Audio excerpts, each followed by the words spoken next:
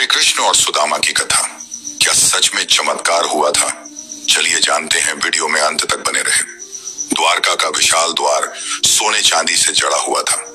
चारों ओर रत्नों की जगमगाहट थी। महलों की भव्यता ऐसी कि देवता भी ईर्ष्या करें।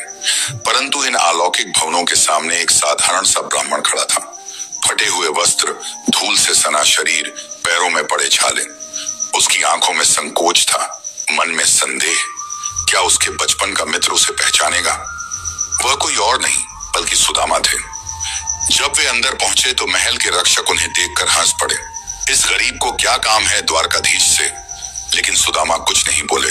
वे सिर्फ अंदर जाने की प्रतीक्षा करने लगे। तभी अचानक राजमहल के भीतर हलचल मच गई। जैसे ही श्री कृष्ण को पता चला कि उनका मित्र आया है, वे राज सिंहासन से कूदकर नंगे पांव दौड़ पड़े। राजा कृष्ण, जो देवताओं के भी आराध्य थे, उस गरीब ब्राह्मण के सामने आकर झुक गए। उन्होंने सुदामा के चरणों को अपने आंसुओं से धोया। लेकिन क्या श्री कृष्ण को यह पहले से पता था कि सुदामा आने वाले हैं? क्या यह कोई दैवीय संकेत था? सुदामा स्तब्ध थे। उनके पास देने के लिए कुछ नहीं था सिवाय मुट्ठी भर चावल के, जो उनकी पत्नी ने किसी तरह जुटाए थे। वह झिझकते हुए वह पोटली छुपाने लगे, लेकिन श्री कृष्ण ने हंसते हुए झपट कर उसे ले लिया।